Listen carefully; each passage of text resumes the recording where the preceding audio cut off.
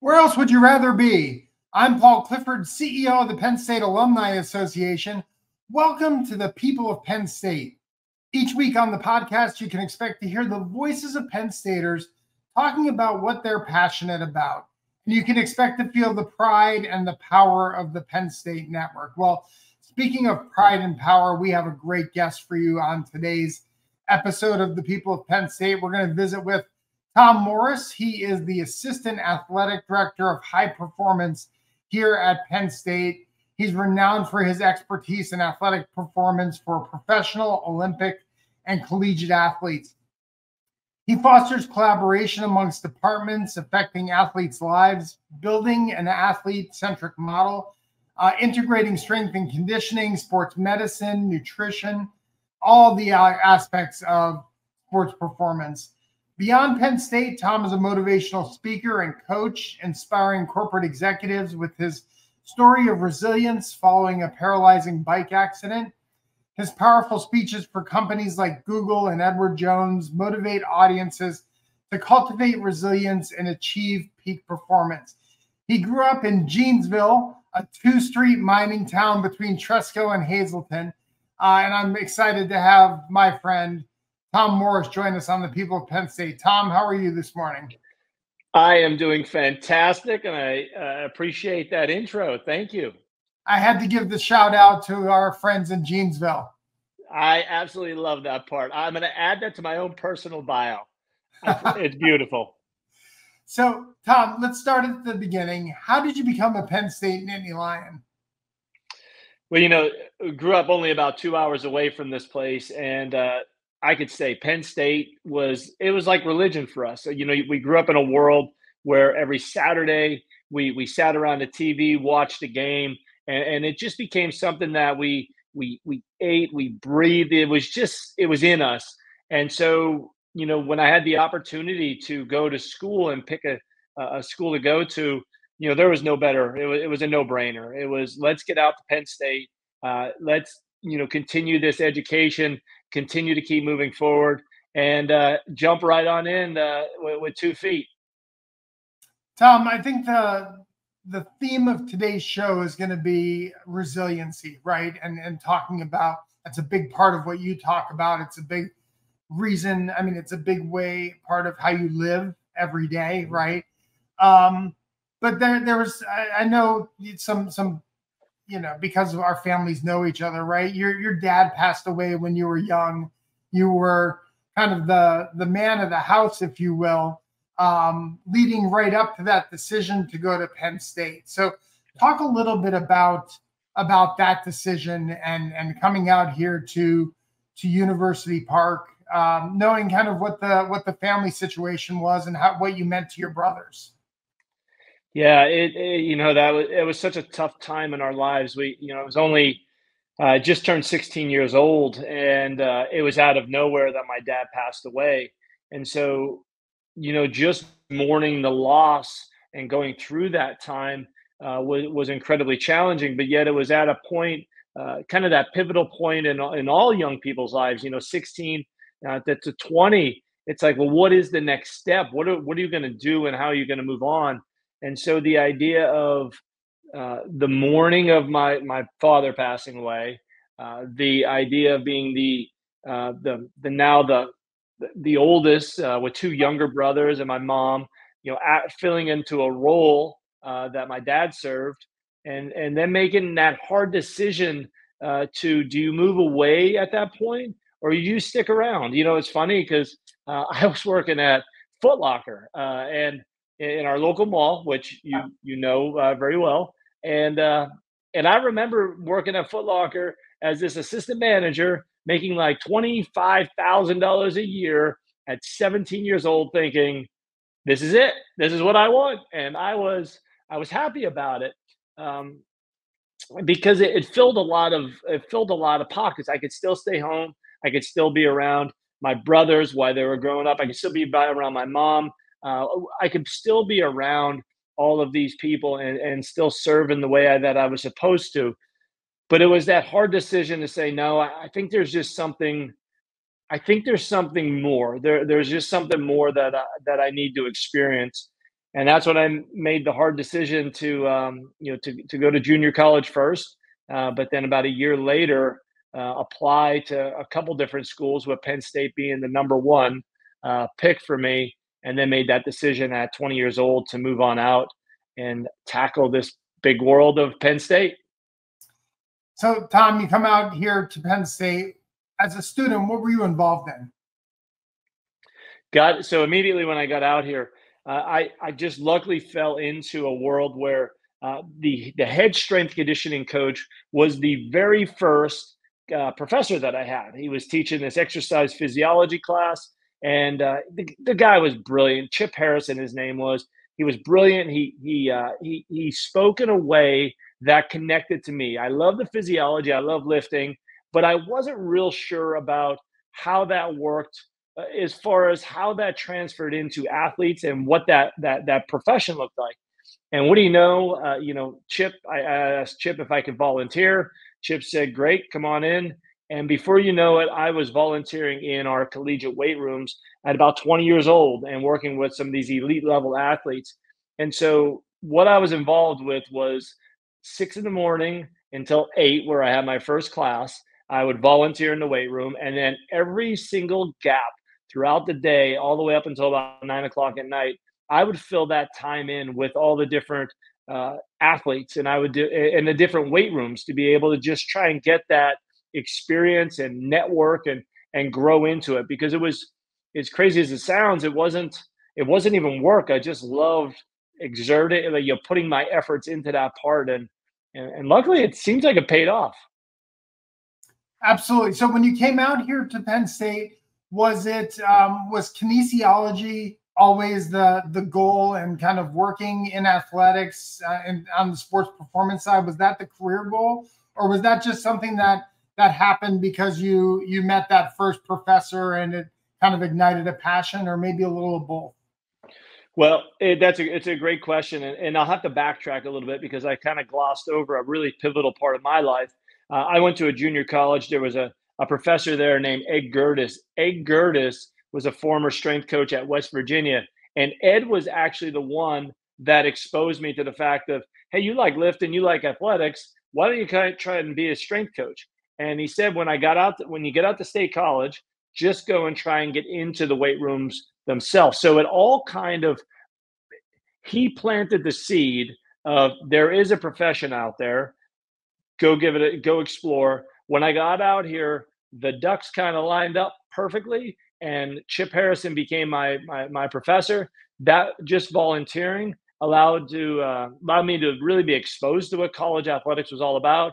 And from there, I could say that in that first month, I knew that this was something that I was deeply passionate about. I always say, sometimes when you jump into something and it's just so easy, and then someone goes and gives you something for doing this, such as I was volunteering, and then on occasion I would get thrown a sweatshirt or a t-shirt or a hat. I thought, man, this is a home run. And so just those little bits of exposure, and then being able to actually be compensated, even though it was only in gear. I just thought, you know what, this is one heck of a profession to be in. And so, yeah, that was it. Now, early on, the goals kept changing because it was, let's be a strength coach, but I had all these ideas of getting out there and being in the NFL, NBA, trying to go that route. And throughout the course of my journey, things did change a little bit, like many of us do. Sure, sure. This is the People of Penn State. I'm Paul Clifford. I'm joined today by Tom Morris. He's the Assistant Athletic Director for High Performance here at Penn State. So you graduate from Penn State. What does your career journey look like following your time here in Happy Valley? So I left here after grad school. I left here in 2004, went to LaSalle University out in Philadelphia. LaSalle was awesome. I was there as a director of strength conditioning. I ended up going in, right from a graduate assistantship into a director's role. So it was this big, overwhelming deal where we had about 500 student athletes. We had about 15 different teams, and we're all functioning to win. But the contrast of what a Penn State is to what a LaSalle is as you can imagine, is pretty drastic. And so going from a place where you had so many resources and so much, all of a sudden I get to a place where we have all the, we have the athletes and the same expectations, but the resources were very different in that regard. And so I stayed there. It was awesome. It was a great learning experience. But the truth is, it really made me realize I wanted to, jump back into the Big Ten. I wanted to do something else and grow and continue to keep building. And I had a fortunate opportunity about a year later to head on out to Indiana University. And at Indiana University, a place that had, over 10 strength coaches on staff, it had big time athletics. It had so many different aspects that I was really looking for, especially in my younger part of my career, that I transitioned out there in about 2005. And well, long story short is I was there for about 20 some years. Thought it was going to be just a quick 3 to 5 year little stint, and it ended up becoming home. So what was it that inspired you to pursue a career in high performance athletics? I mean, it's 100% the athlete. It's you get in there and you realize life is about impacting people and trying to impact people in a really positive way. How can I make your life better? What could my story, what my skill set or passion or energy or whatever it may be, how can I help you out? And what I found was it was a natural kind of a natural fit to me to be around athletes and to be able to be arm in arm with them, shoulder to shoulder, and teach them the different aspects of what the weight room teaches. The weight room is a funny place because 80% of the time you probably are sitting there going, why the heck am I in here? And I feel like I don't want to be in here. You're sweating, you're stressing, you're going through these experiences that aren't real fun in a sense.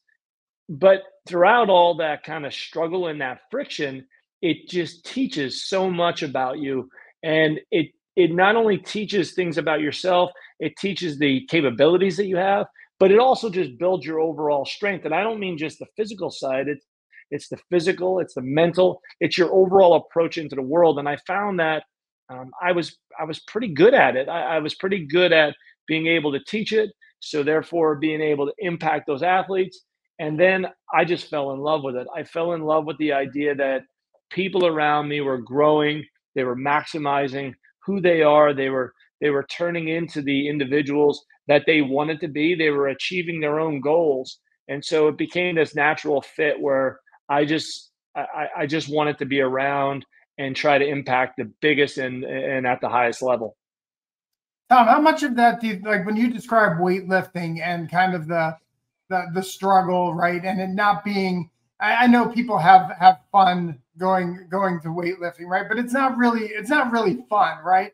How Right. much of it do you think was if that seems like there's a lot of similar parallels to wrestling, right? I mean, 100. wrestling, and you were a high school wrestler. How much of that do you think might have been kindled from your time in the wrestling room and that kind of struggle? Oh my God, that's a wonderful question, and I guarantee you a lot because the reality is wrestling is that sport is that if when we play, it's this interesting balance of what sport is. Sport itself is just play; it's a game. I love how Coach Kale Sanderson says it. It's just a game. It's a game that we want to win, but it's still just a game. But when you're trying to win, no matter what the game is, there's still this effort that has to be put out. There still has to be this place where you've got to do hard things. You've got to push yourself on your capabilities. And the world of the weight room itself and the wrestling room in practice and in lifting, there's almost two controllable pieces that are going on that each time you can build up and make it a little bit harder and a little bit harder. And being able to do that and be exposed to that in wrestling as a young person, even football as a young person, it was almost a natural transfer into what the weight room is all about.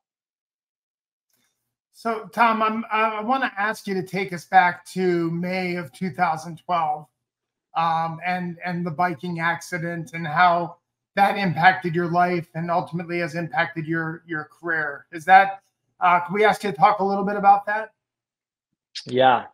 May 17th, 2012 was one of the most pivotal part of my entire life. You had mentioned before, I've lost my dad at a young age. We've had a lot of different struggles, and all of them were extremely challenging. But May 17th of 2012, that mountain bike accident, in a blink of an eye, it took me from being that coach, the coach to Olympians and national champions and all these different athletes. It took me from being an athlete himself, where I actually had, well, we could say almost like an identity built into it. And then even being a husband, where, I'm a husband to my old childhood, my high school sweetheart. Like it's unbelievable what that looked like. And in the blink of an eye, it's all kind of wiped out. It's all gone.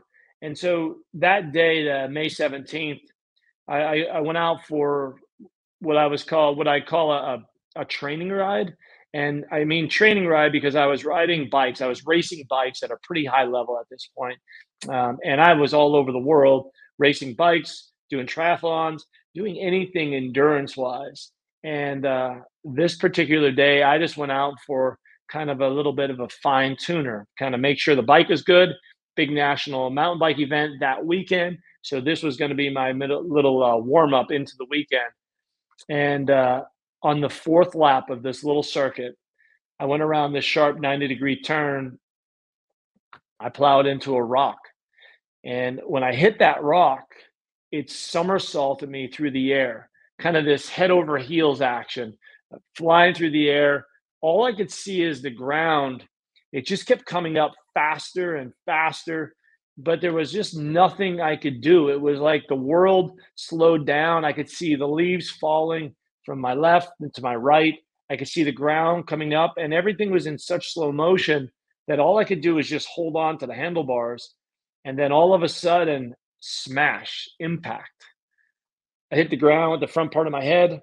It jarred my head back and then straight down. But it drove my eyes through that when I'm watching this, I could see my knees and then the bike and then the sky was on top of it. The impact of the impact of the ground hitting my head, it literally made my whole body felt like it caught on fire, almost like lightning bolts came blazing out of my hands. I'd somersault all the way around. I land flat on the ground, fell to the ground. It kind of jarred me, and I just laid there, eyes closed, no idea what just happened. And that is the point when the adventure really, really, really began. Yeah, you were discovered a couple hours later, and kind of the start of the healing and the recovery journey began. Yeah, and I mean that's a big part, because what happened was when I laid there on the ground, I was motionless. I didn't know what was happening. I didn't know what was going on. So slowly open up an eye, open up the next eye, and then all of a sudden, body just goes on fire. And so you can imagine having this, going through this accident. You're laying on the ground. You don't know what just happened. Your first instinct is to just get off the ground, like try and get out of the situation. And in that particular case, I tried, and I'm trying to push, and I'm trying to push, and I'm trying to budge to get off the ground. But I always try to tell people it was almost like I was suction cupped to the ground. It was every time I pushed, I just could not budge. And so my head jumps into this place of try to make sense of what happened. You can't get off the ground, but your mind is racing a million thoughts. And so I just started patting myself. And the craziest thing is that when my hands they got to my chest, my hands, they felt my chest, but my chest, it didn't feel my hands. It was almost like I was touching like this around a desk right now, but it's like I'm touching the desk. It's like I could feel the desk, but obviously the desk isn't giving me anything back. And so you just start scrambling and scrambling to try and make sense of it.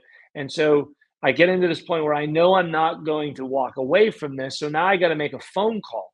And, you know, uh, it's all the thought process is going through your head. It's just like, how am I going to get out of this? How am I going to get out of this? Dawns on me. I got a phone on me. All right. I had my cell phone. It was in my back pocket. And any of you bikers out there, if you've seen it, we have those cycling jerseys. They're just the three pockets across the back. Right. And in the back right corner sat my phone.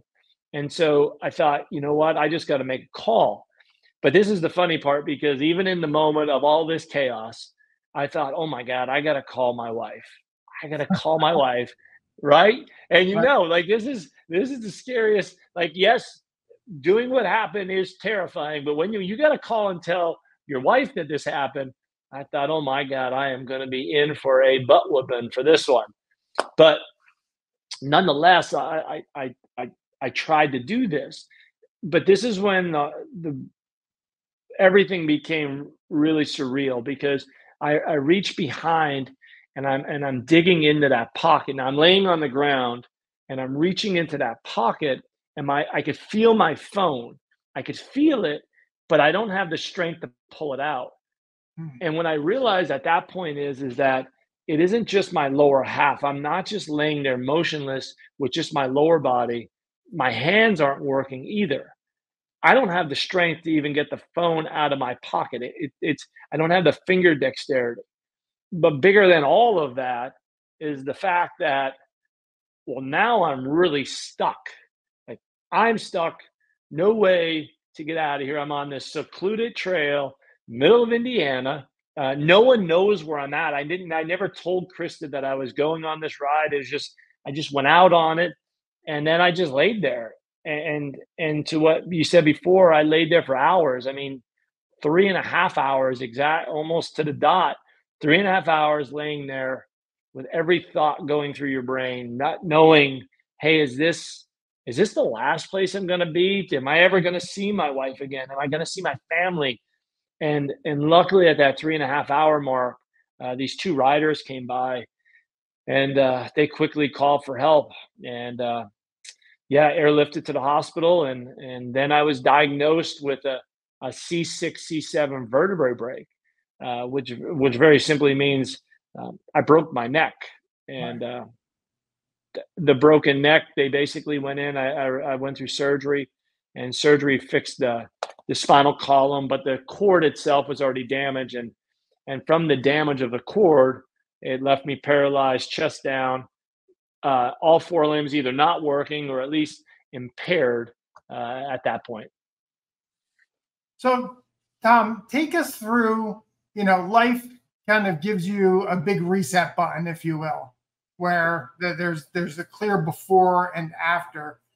Mhm. Kind of take us through your mindset, and how your mindset changed every step of the way to be kind of the positive, motivational kind of servant leader that you are today. Yeah, it's a great way to say it. It is like the reset. I call it almost like a zeroing out. It's this idea of, hey, everything that you've gained in life, from a physical aspect, well, that's all uncertain now. Everything out there, you really got to kind of readdress and see where you're going to build up. You know, what I learned very quickly on is to control the controllables. There's a quick story, but growing up, little league baseball, played it all my life. Fortunately, at 9 years old, had the opportunity to start my career as the professional major league baseball player. This was myself and four friends. We end up going out to the Beaver Banks Little League All Star tryout, where I had the opportunity to become a 9 and 10-year-old All Star. I won't give you all the details of it, but it was a standard 9 and 10-year-old run, by bat, jump, all that stuff. And at the end of that, the coach stood in front of us with a piece of paper and said, "Hey, if your name's on the paper, you made the team. If you didn't, we encourage you to come back the next year." And goes over, pins it up on the dugout, and then all of a sudden we all jump up. We go over there, look for our names, scan through, and I don't see my name. I mean, I went through that thing dozens of times, did not see my name. And what I realized at that point is I was one of four people at 9 years old that didn't make this all-star team. And as you can imagine, you're wrecked. All my other friends made it too, and I was the only one. And so I left and I went out into the parking lot where my dad stood, and I unloaded. I told him every excuse in there, everything. Coach's son, they have favoritism. I'm better, blah blah. And my dad told me one really really important lesson that stuck with me right from the beginning. He's like, all of that may be true, but the reality of life is you've got to control the things that are in your control. And I remember that so distinctly. He clarified. He's like, you could have a million different excuses. You could say woe is me, and you could feel bad, and or you could have action and spend your energy controlling the things that are in your grasp, in your control. And that particular day we went home, and I threw that baseball. I hit that baseball. For 1 year later, I mean, I literally played every single day, from my mom and brothers playing to my dog. If I could throw a ball to him and he could fetch it. I spent my energy putting the effort into every little thing that I could. And that lesson, you know, there's a great part of that story too, because the next year, 10 years, I made that all-star team and I was back. And it kind of showed in the fact that where you put your energy, you'll have success. And so I put I took that same mindset, that same idea after this accident. I could sit there and I could say, woe is me. I could sit there and make excuses. I could sit there and go, what if I would have, or this or that, or even what the future is.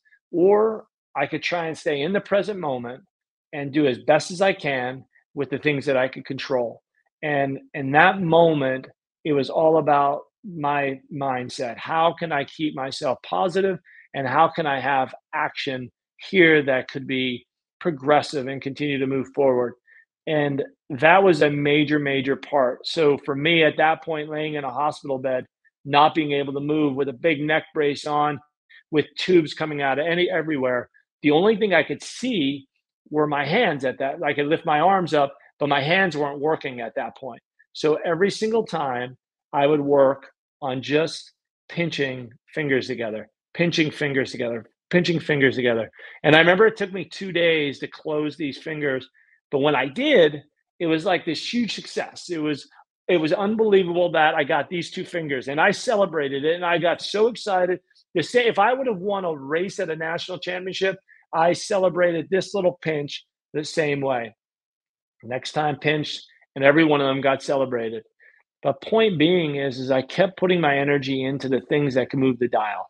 I didn't have a clue if I was ever going to walk again. I didn't have a clue if I'd ever come back to work again. I just knew in the peripheral and where I was at that point, if I could put my attitude and keep it more positive and celebrate little actionable items of success, that move the dial forward each and every time. And then that was what I was going to build around. And that is really that's the premise of my entire mindset is putting your energy into this present moment, using it to celebrate with actionable successes, and just see the world less negative and see it with a positive twist.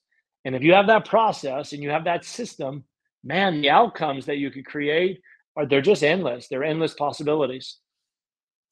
Tom, I read an article where you got to the point where you kind of realized, all right, it's time to start living, right?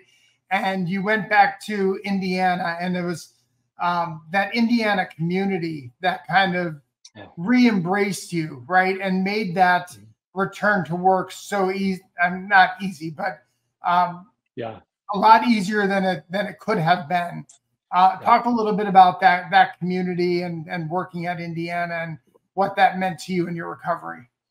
It was everything. I always say is you're as strong as the team that you have around you. And Indiana is funny. When we first moved there 20 some years ago, like I said in the beginning here, it's like, oh, hey, we'll be there 3 to 5 years and then we'll get on out. And then you realize that old Midwestern hospitality is incredible. I mean, I remember moving into our house for the first time, and when we moved in, everybody came out to help unload the U-Haul and brought the old cherry pie over, and And it was just that you felt this warmth from that community. And throughout that time, we were very, very fortunate. Both Krista and I were able to be in that community and really not just work at the university, but live in Bloomington and participate in a lot of stuff that was happening in Bloomington. And so when this, when this accident happened, and the world is turned completely upside down, when you have people that come from all over the place to just lend support, to be there with you, it's the most humbling. It's the most humbling thing that I've ever gone through, and it's that the idea of the energy that they brought, the idea of the energy that they gave to me. Um, it's really, really, really the reason why I'm here with you today speaking.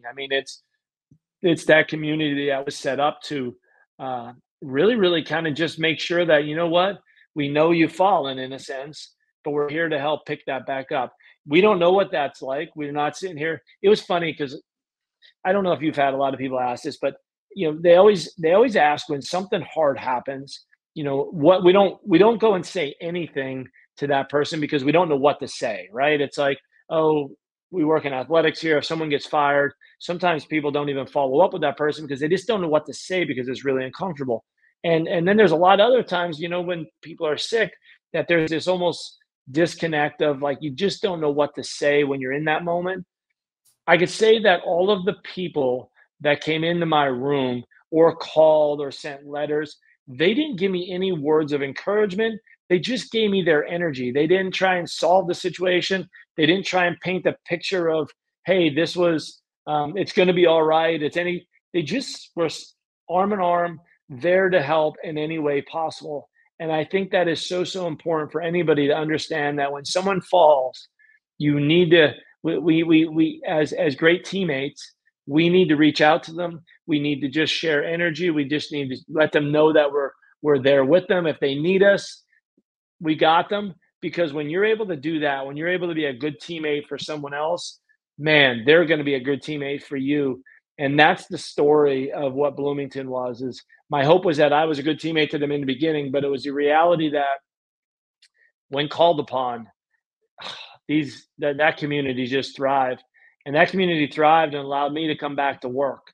And to your point, coming back to work was not easy because as a I'm coming back to work as a strength coach, and so um, main job, teach people how to get stronger, how to run, how to lift, how to move, and doing it from a wheelchair is obviously not the most advantageous way to do this. But I would say is that from the administration at IU to the coaches, to more than anything, those student athletes just came in and they just accepted, they listened, and they worked their butt off. And I, I just I love training athletes. I always have, but being able to get in there and actually coach them from a chair and then show their appreciation and almost love in a sense, man, it just made me realize how important this role is and how important it is to be in positions like I'm in right now. Yeah, I think it speaks to kind of authenticity, right? If you have authentic, caring relationships with people, it doesn't matter what position they have or what the situation they're going through, right? Yeah. I mean, you're there with them regardless of that. Yeah, that's 100% it. That's where we need to get to with so many. I just think all relationships, you build a relationship off of being authentic, really genuinely caring and loving. It doesn't matter a title, it doesn't matter their situation. You just connect on a human level. From the beliefs of your religious beliefs or or any of these different things, there are no barriers. We're just humans, and humans need to connect with one another and also be there for one another. And that's the name of the game. So I imagine after going through all this, it was a difficult decision to leave the Indiana community, probably only made easier because of where you were going to. 100%. Yeah, there is God, decision that was one of the hardest decisions we've ever had to make. Fortunately, throughout my career at Indiana, there was many opportunities. Um, it was great and humble, and I say it humbling.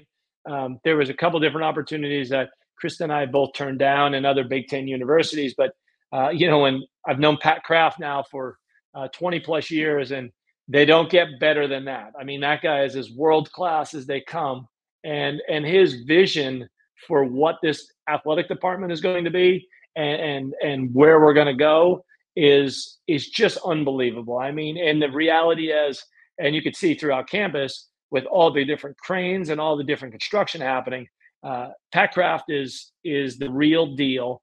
And so I've known this for over 20 some years, and we've always talked throughout that career, that journey. But when he got back to Penn State and we got to talk again, man, it made the decision so much easier, but still really challenging, because the reality of leaving that incredible place of Bloomington, Indiana, man, I knew I was going to miss a lot of people, but coming here to Happy Valley, as a graduate from here, as a place that this was, like I said, almost like religion to us growing up, and then to come here with a visionary, a leader like Pat.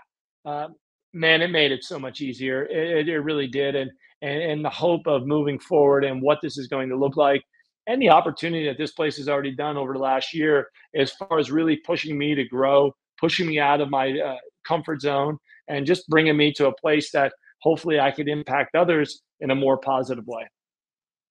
So, Tom, take us through your responsibilities as the assistant athletic director for high performance. What does the day-to-day look like? What are your main responsibilities? Yeah, day to day is built around a lot of our coaches, just making sure that they understand um, the high performance model. Let me backtrack a little bit. The high performance model, it's an athlete-centric model. So if you think of that, think of the athlete being the hub in a wheel, and all of the different spokes that are on that wheel are your strength and conditioning, your nutrition, your sports med, performance science, all of those different pieces. Well, the high performance model, high performance system is basically the collaboration of all of those pieces. So keeping all of these pieces rolling in the circle and making sure that hub, that athlete, is locked in and getting the most benefit, that's the name of the game of what our overall goal is. And so for me, as a director of high performance, my job is to be day to day with the strength coaches, with the dietitians, with the medicine or sports med, all making sure that this whole system works really well, using technology to help deliver and create conversation around that athlete, and making sure that we have those objective and subjective measurements that make sure that that athlete has a complete holistic approach um, to his overall wellness and performance. And so I spend many of the time talking to them, but then there's a whole other side where I get the opportunity to just jump around all of the different coaches, sit in there and talk to people, understand where they're trying to go, how we can make sure that all of these pieces that we have, such as strength conditioning and performance science, we can make that work into the vision of what their entire program is. And at the end of the day, making sure that we're winning championships and making sure that we're out there giving the best opportunities for our student athletes. So it's a it's a blast. I mean, I got to tell you, it's an absolute blast to be able to just go throughout this campus and really find out the little details and how we could find the gaps to be able to make that spoke or make sure that that hub rolls even better than it is right now. Uh, you know, I think about the size and scope of Penn State intercollegiate athletics. What you just described means there's 800 plus different individual plans for the student athletes, which seems like a daunting challenge to just keep track of and make sure that the athletes are on this, on the right path. What is that one of the biggest challenges that you face in your role? 1000%. And when you factor in, you got all the student athletes. So you got all the student athletes here. And then you also got all those coaches and assistant coaches and director of operations. And you got all these pieces, and all of these pieces are all kind of working synergistically together when things are working well. But when things are not working well, all of a sudden things get thrown out of whack, and you got to search and figure out what is the disconnect and where the communication breakdown has happened. So trying to figure that out because of this scale of this place, because you can't even factor in just the number of people. I mean, we have 8 different weight rooms on this campus. I came from Indiana. We had 2. It really was just one, but we had 2. Here we have 8. We have, I believe it's like 14 nutrition stations. We have sports medicine everywhere on campus. We have so many resources and we have so many facilities all stretched out throughout campus. It does end up it adds to a little bit of logistical challenges, and then when you're trying to match those logistical challenges up with some of the sheer numbers of athletes and staff, that's where collaboration and communication sometimes gets all disjointed. So that is definitely the number one challenge for me in my position, is making sure that everybody is communicating within these systems and trying to scale across a place that is just mammoth. I mean, 31, really 33 teams with rugby and cheer here is a daunting task. It's a great way to say it. So, Tom, in addition to your work in intercollegiate athletics, you are a renowned motivational speaker. Can you share with our audience just, I was reading just a couple of weeks ago about the Morris 7, right? Talk us through the Morris 7 and how that gives us a peek into your mindset on a day-to-day basis. Yeah, I'll go through a couple just to kind of, just in where I think the kind of bread and butter of life is. Number one is just living a life of gratitude. I just think gratitude is one of the most powerful positive forces that we could ever have. Gratitude to be able to wake up every single morning. This is a thing that will help any listener here. It will help you no matter who you are.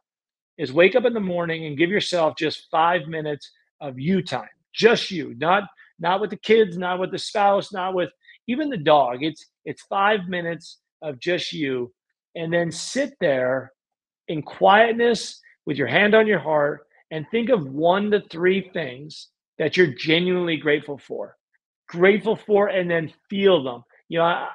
That little practice right there literally starts the mindset to shift and make the overall day start to warm up in a positive direction. And if you could think of what that is, it's the same as an athlete warming up for a game. We would never just drop a soccer player into the 45th minute of a game and say, hey, go and run. What we do is we allow them to warm up. We put them through different drills so that they're prepared in the 70th minute to go out there and go at a high rate. Yet for our own personal world, we end up just rolling out of bed, drinking coffee, helping the kids get ready for school, and then getting out the door and running. And what ends up happening is our entire day, we're playing behind the 8 ball. Gratitude practice to warm up into the day, it literally will set your intentions. It'll make you roll into that day no matter what your stresses are. It allows you to warm up and allows you to go into it. The other part of that too is humility of no matter where you're at in your journey, no matter the success you've had, or no matter what life has given you or what you've earned, being humble and not having an ego allows us to continue to be curious. And when we're curious, we continue to keep growing. And that's a main part of what life is all about. Because if we're growing and we're impacting others and we're making not even our own lives better, and we can make other people better, I really think that is the foundation of what true life is all about, and true impact, and what the meaning of us being here is. Tom, where can people get more information about working with you to speak to their group or team or company? Yeah, so you could email. You could directly come to me on email at morrisstrength1@gmail.com, or you could just use any of my social media platforms, which are Morris Strength, and that'll directly contact me. This is the People of Penn State. I'm Paul Clifford. I'm joined today by Tom Morris. He's the Assistant Athletic Director for High Performance here at Penn State. Tom, at the end of every episode, we like to have a little bit of fun with like a lightning round. So I'm going to throw some quick hitter questions at you, and you just say the first thing that pops to mind. Yeah, I love it. All Hold right. on. I get it ready now. Okay. All right. Your favorite class at Penn State? Favorite class? I don't remember the actual class, but it was with Russ Rose, and it was about a coaching class, 400 level coaching class. We never took a test. We never had to do anything. It was the most. I've learned more off of that class because it was real life experience than I've ever had in any class before. All right. Here's a Hazleton one. Jimmy's Quick Lunch or Vesuvio's? I'm going Vesuvio's. Vesuvio's pizza is world class. How about your favorite Penn State moment? Favorite Penn State moment. Favorite Penn State moment. Man, that's huge. Okay, I'm going to tell you. This one's a little off script, but it reminds me of a great time. I turned 23 years old. I'm here, and we all go out with a bunch of friends. My mom surprisingly shows up at the Rathskeller. We're sitting there having a couple of drinks, but I don't realize my mom is there. And all of a sudden, I hear the music stop, and I hear this big happy birthday song come on, and someone's singing, and then they're singing to me. And I look outside the booth, and there's my mother up on stage singing happy birthday at the Rathskeller. Pretty epic time. That's a great one. That's a great one. Yep. How about your most unusual "We Are" moment where you encountered a Penn Stater and they yelled "We Are" to you, or you saw somebody wearing the logo and you yelled out "We Are"? Yeah, we're out in Portland, Oregon, and it's funny because I've worn IU for 20 some years, so we didn't wear a lot of Penn State, but I remember being out in Portland, Oregon, and just going through. It was like the shopping area, and I had an old school Penn State strength conditioning shirt on, and I'm just going through there, and all I hear is "We Are," but realize I've been living a world of like Hoosiers. Everybody's yelling Hoosiers, Hoosiers. So they're yelling "We Are," and I kind of disregarded it because it just didn't sink in. And they came up behind me and they're like, "We Are," and I'm like, "Oh my!" And it brought back a nostalgia of just the fact that I haven't got to yell "We Are" Penn State in over I think it was like 17 years at that point. So that was, man, that has to be one of the greatest things because it was like it pulled it right from the soul. How about, and I know this is tough because you're dedicated to all 31 sports here at Penn State, your favorite Penn State sport? Okay, this is not. I grew up football, wrestling. Love them. I mean, love them. I've read about Penn State wrestling since I've been away. Obviously, their success is unprecedented, but spending not even the huge amount of time with wrestling, just being over there for what I have, I've never seen a more well-run program that Kale is running right now because it's the story that we need to tell louder than anything, not because of the success, but how he's doing it. He's doing it with this mindset of not drill, drill, drill. This is the only way. It's a practice of gratitude. It's a practice of love. It's a practice of keeping sport and the perspective of sport to where it is still play. Yes, there is outcomes, and we're trying to create the positive and winning outcome. But at the end of the day, this is sport. And when you could play any sport, or you could play life with freedom and not worried about the loss, you play it freer and you will have success. And so I do got to lean on the fact of wrestling right now, not because I'm just the biggest fan in the world, which I am. It's the way it's being done and the way Kale is speaking and what he's doing with those athletes. And you can see it in any one of those interviews after, how they all give the same line, how they put what's important at the forefront. Yeah, one of the things I get from wrestling interviews is they all talk about going every day to just have fun, right? And I think a lot of times in college athletics, professional athletics, we lose the concept of fun and play, right? And that just seems to be a foundation of what they're trying to do up in Rec Hall. Well, Paul, this is even worse than that. We could talk about this all day, but let me just say, college and pro. Okay, let that aside. There maybe we could do that. The problem that we're having right now is we're doing it with our youth sports and all these young people, and so all of a sudden these kids at the age of 9 and I have little nieces and nephews that are literally doing travel ball for weeks at a time and playing 3 to 4 games in a day. Like, and it's not just that; it's parents drilling them into the fact that this is the end all. If you want to be successful, you got to do this and this.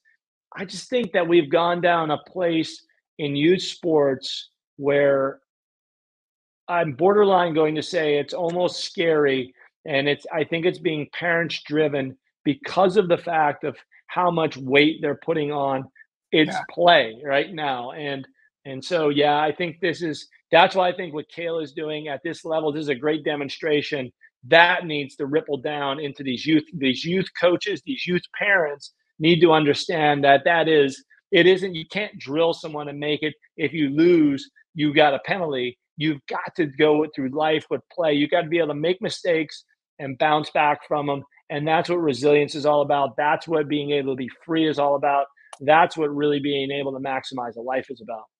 Oh, I think travel sports, right? Volleyball, soccer, baseball, softball that have ruined, are ruining kind of a generation of athletes, right? The hyper specialization at such a young age, I think actually hurts athlete development. I mean, remember when we were growing up, right? You never Yep. played baseball year round, right? You never wrestled year round, but the best athletes were the people who they played football, they wrestled, they ran track, right? Or they played basketball and baseball. It's yeah, I mean, I think the whole mindset has changed, kind of chasing these Division I scholarships that are just so few out there. There's so few out there, and you're right, because we talk about the physical maturation of the body when you have one focused way, like a pitcher throwing all year round. It creates such an incredible imbalance in the body, and if you don't have a proper strength program or something to offset that imbalance that sport is creating, because all sport creates imbalances because of the repetitive nature. What ends up happening is you get injured. So imbalances create injuries. Strength and conditioning's main thing is to fortify the body with strength, but it's also to offset all of the different imbalances that sports creating. And so by playing a sport 365 days a year at a young age, you're first of all physically deteriorating the body. You're not allowing it to mature at a high level. But then secondly, mentally, you're not allowing the diversification of being able to even identify different things. Being able to be a baseball player at one time of the year and then being able to read an offense as a quarterback another time of the year, and then being able to be a wrestler with the physical, like learning how to do all them creates a real holistic athlete, and it creates a very mentally durable athlete as well. Yeah. Final We got to do question. a podcast again. We got to do it. We got to do another one on just youth sports right now, because I have a whole mind of just where we need a revamping there. Absolutely. For your favorite flavor of creamery ice cream?